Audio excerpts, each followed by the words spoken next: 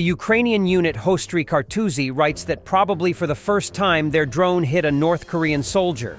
North Korean soldiers deployed to support Russian forces face the prospect of significant casualties due to their lack of experience and inadequate preparation for modern warfare, particularly against drone threats. Unlike seasoned troops, they are unlikely to have the training needed to counter the sophisticated use of drones that Ukraine employs.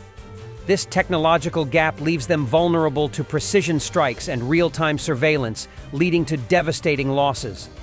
The combination of inexperience and unfamiliarity with advanced warfare tools could result in severe, rapid attrition among North Korean units on the battlefield. A message from North Korea. An association of defectors from the DPRK handed over leaflets with instructions urging Kim Jong-un's military not to fight against Ukraine, to desert and flee Russia. Yonhap writes that the defector propaganda corps, made up of former North Korean soldiers or their parents, delivered propaganda leaflets and audio files to the Ukrainian embassy in Seoul. Similar ones are planned to be handed over to the Ukrainian military in Brussels to exert psychological pressure on the DPRK soldiers. In the Kharkiv region, Russians that attacked the village of Krylyakivka met with the 77th Brigade. Kupiansk direction. Fields are littered with Russian casualties. Paratroopers of the 77th Separate Airmobile Brigade destroyed over 100 Russian soldiers near the village of Krylyakivka, Kharkiv region. The Russian offensive in Kharkiv, intended to capture and hold strategic ground, ultimately failed and has become emblematic of the serious issues facing Russia's military efforts. Initially, Russian forces approached Kharkiv with heavy artillery and infantry units, seeking to overwhelm Ukrainian defenses with sheer numbers and relentless bombardment. However, this approach quickly met with unexpected resistance from well-prepared Ukrainian forces who were highly motivated, strategically adept, and bolstered by advanced Western support and equipment. The Ukrainian defense utilized a combination of fortified positions, guerrilla tactics, and a keen understanding of the local terrain to repel Russian advances. Ukrainian troops were adept at maneuvering, launching precision counterstrikes, and employing drones for reconnaissance and targeted assaults. This approach turned Kharkiv into a formidable defensive stronghold, making every Russian advance costly in terms of manpower and resources. Russian units, many of which were composed of hastily trained conscripts and exhausted troops recycled from previous battles, struggled with poor morale, inadequate supplies, and a lack of cohesive strategy. Their reliance on outdated tactics and mass frontal assaults led to devastating results. Ukrainian forces, in contrast, showcased flexibility and ingenuity. They frequently adapted their strategies based on the real-time data provided by drones and intelligence, launching counterattacks that inflicted severe casualties on Russian battalions and disrupted supply chains. The failure of the Kharkiv offensive highlighted a critical flaw in the Russian military's overall approach: an overdependence on brute force without the logistical and strategic infrastructure needed to sustain prolonged assaults. As the offensive dragged on, Russian command suffered from poor coordination between units and struggled with communication breakdowns, further contributing to the chaos within their ranks. This disarray led to high casualty rates among Russian troops, who found themselves increasingly demoralized as progress stalled and casualties mounted. Reports from the front lines painted a grim picture of Russian losses. Entire units were decimated in poorly executed attacks, with Ukrainian artillery and anti-tank weapons taking a heavy toll on advancing columns. In some areas, Russian troops were forced into makeshift defenses as their offensives sputtered, while Ukrainian forces began reclaiming ground, pushing them back with coordinated counter-offensives.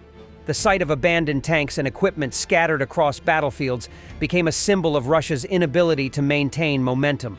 In addition to battlefield losses, the Kharkiv offensive exacerbated internal issues within the Russian military.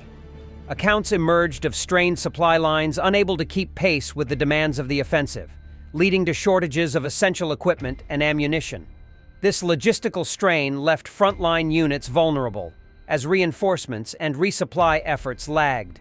The morale of Russian troops suffered as reports of desertions and refusals to fight grew more frequent, driven by the stark reality of their precarious situation and the high likelihood of being sent on doomed missions. Meanwhile, the Ukrainian military continued to capitalize on their advantages. Soldiers were buoyed by their successes and the knowledge that their efforts were paying off. The efficient coordination between artillery, infantry, and drone units allowed Ukraine to leverage its smaller numbers effectively, offsetting Russia's numerical superiority. This cohesive approach resulted in Russian forces sustaining heavy casualties without gaining significant strategic ground, turning what was intended as an offensive into a costly stalemate.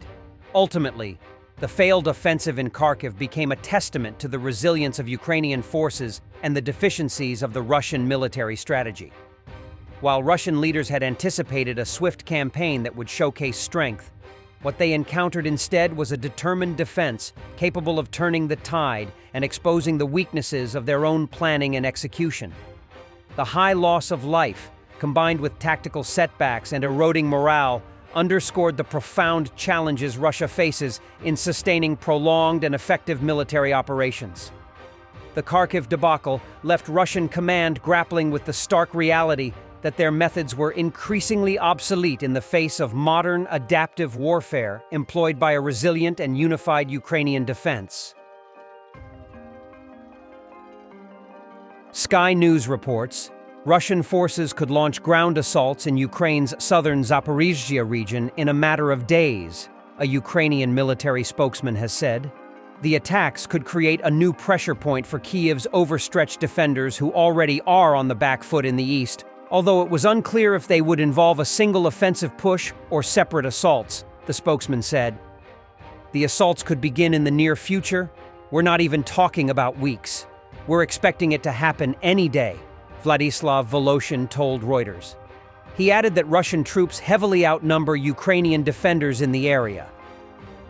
The EU has handed over more than 980,000 shells to Ukraine out of the promised 1 million, Reuters reports, citing EU diplomat Josep Borrell. Borrell said that by the end of the year, this mark should exceed 1 million rounds of ammunition. Czech Prime Minister Petr Fiala said that a separate initiative by Prague would deliver 500,000 shells to Ukraine by the end of the year. Thanks for watching, and don't forget to subscribe. Also, if you want to support Warthog Defense, please become our member and get early access to new videos, exclusive members-only videos, and become administrator in comment section.